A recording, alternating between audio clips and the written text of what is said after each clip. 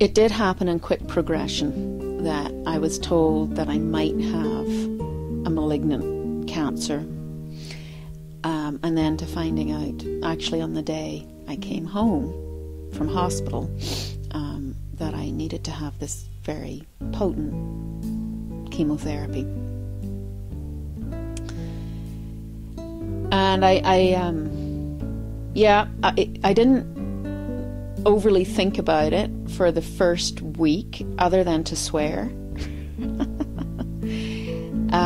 because Mum was here, and I was settling back into my home, reconnecting with my kids, feeling very weak in my body post-surgery, dealing with suddenly a really unexpected busy schedule with medical appointments. So there was initial overwhelm and busyness, actually, and I just had to go with it. And in some ways, just going with it isn't a bad thing. And it was after those initial appointments were done, and after Mum left, and I'd been home for a week, that I think the fear started crowding in, just absolute fear. And the fear was, I guess, had two main components. One, I've been diagnosed with a grade 3 ovarian cancer, and I needed to read the protocol background, the chemotherapy protocol background, and that's where you first see the statistics that with ovarian cancer are very sobering. And so they put you into this whole fear of your own mortality, and you have to, for me, I had to work to put the statistics down, and my oncologist was great at this. He said, "You're not a statistic." And in the very first book I read, my Bernie Siegel book, another oncologist, he says very clearly, "You're not a statistic."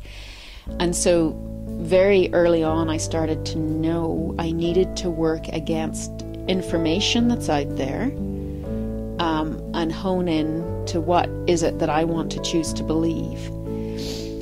And I was also aware that in order to hone in on choosing my attitude and choosing my beliefs, that I had to have the courage, call it the vulnerability, to feel the fears first.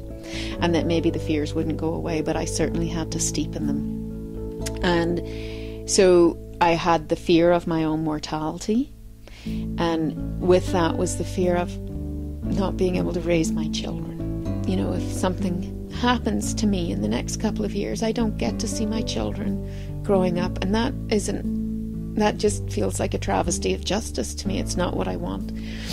I don't want to visit that on my kids,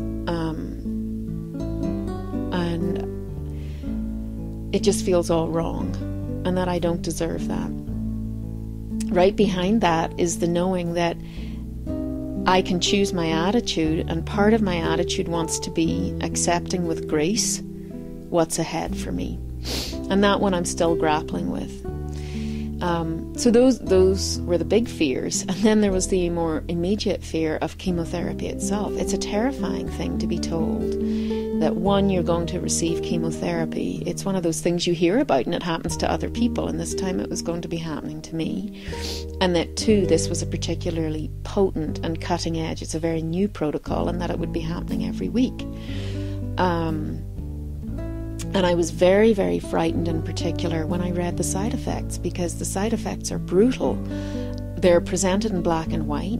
They're not balanced with why this is actually a good choice. And they're not balanced with the fact that apparently I can get through it with relative ease. And so when I first read the side effects, I was thinking, how do I even carry on? Will my kids be able to stay with me? I mean, what if they bring a cold home? Will I even have energy for them? Side effects like going into anaphylactic shock because of the chemotherapy drugs were terrifying to me, even as I knew I would receive them in the hospital, and even as I knew the medical staff would be trained. I was simply terrified. Then I spent part of the week here alone. I was terrified. What if I was in bed at night and I went into anaphylaxis? How would I be able to get help? And then I read about neuropathy, the nerve pain, and that terrified me. What happens, you know, if you get to be in so much pain that you can't function? And then that's aside from hair loss and nausea and the things that I would have just heard in general about chemotherapy. So the sort of day-to-day fears of how on earth I would get through 18 weeks, which seemed at the front end an endless amount of time. The fears were almost crippling for a couple of days, and I would say my anxiety level was very high, particularly in the days right after my mum left, because I was alone for the first time in months.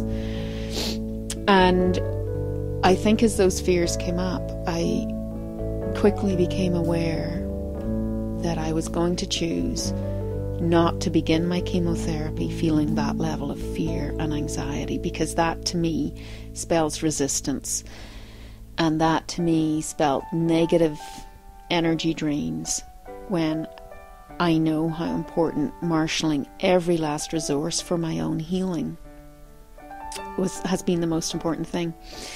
And so even as I sat with the fears, I was like, okay, I'm sitting with these fears, I'm feeling them, I'm journaling them, I'm crying and crying and crying, and somehow I'm going to turn them around.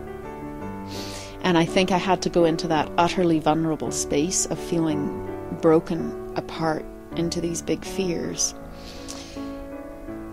And I had to just be in that vulnerable space with the knowing that that's not what I wanted to choose. And actually all by itself emerged this awareness that, wait a minute, these chemotherapy drugs are not out to get me. The medical system is not out to get me. Nobody's out to get me. They're an incredible investment in my health. That's what the chemotherapy's for. It's to make me healthy and to give me a kick-ass chance at a big, long, healthy life ahead of me. And how brilliant is that? And as I thought of it in those terms, then I realized, oh, I actually want to mindfully partner with my chemotherapy drugs, and I actually want to welcome them into my body. And I'm going to get to that place before I even start. And that's what I did.